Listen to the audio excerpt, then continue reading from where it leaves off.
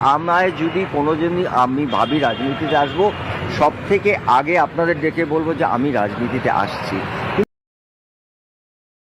বলো কি প্রশ্ন তোমাদের? বলো।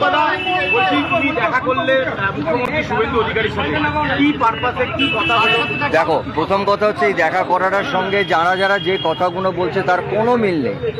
সেদিন আমার বাড়ি গেছিলেন, তোমরা সবাই জানো, দর্শকরা হয়েছিল। আমার কিছু কিছু আজ আমি 40 বছর কাজ করছি, কিছু কিছু জিনিস আমারও দরকার হয়, আমার টিমের দরকার হয়, যেগুলো একটা প্রোটোকলও পড়ে যে উনি মাননীয় মুখ্যমন্ত্রী, ওনার কাছে এসে বলা, যাতে ওইটুকু সুযোগ সুবিধে আমরা গত 45 বছর ধরে পেয়ে এসছি।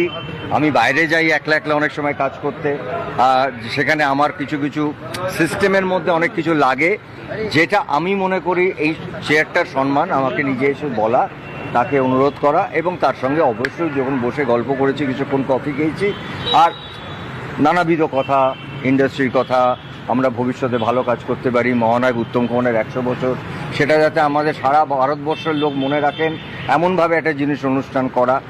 আমার এর বাইরে কোনো কথা হয়নি। আমার মনে হয় পশ্চিমবাংলার মানুষরা এইটুকু বিশ্বাস করুক, আমার সঙ্গে কারোর কোনো রাজনৈতিক কথা আলোচনা সেদিনও হয়নি, আজও হয়নি।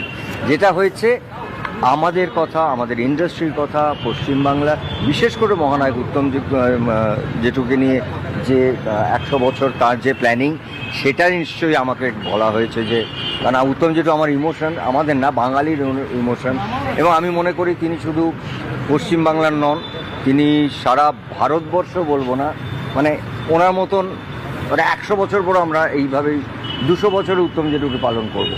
এই সমস্ত আলোচনা হয়েছে। যারা যেটা বলছেন আমি হোয়াটসঅ্যাপে দেখছি, আমাদের তারা কথা থাকে, আমাদের অনেক প্রয়োজন থাকে, আমাদের নিজস্ব সুবিধে অসুবিধে থাকে, সেই কথাগুলো বলার জন্য আসে।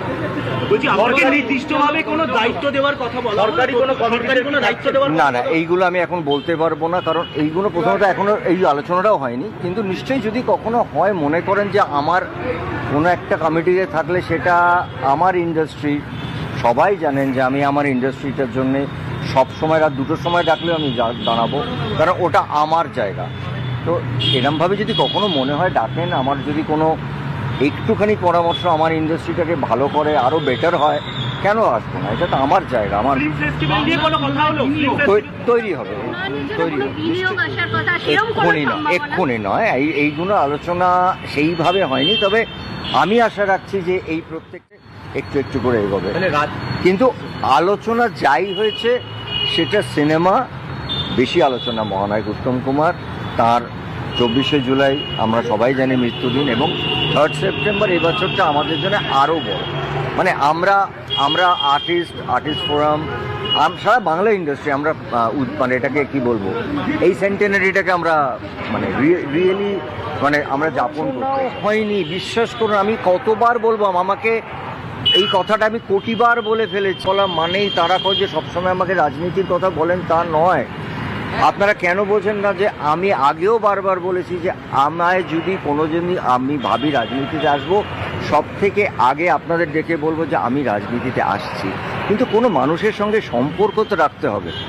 আমরা তো এমন একটা কেরিয়ারে আছি, প্রফেশনে আছি, যেখানে আমার একটা সম্পর্ক রাখা, আমার নিজের কিছু ব্যক্তিগত প্রয়োজন আছে, যেটা সিস্টেমের মধ্যে পড়ে, এবং আমার মনে হয় সেই চেয়ারটাকে সম্মান দিয়ে আজকে আমার সঙ্গে এই ধরনের কোনো আলোচনা হয়নি।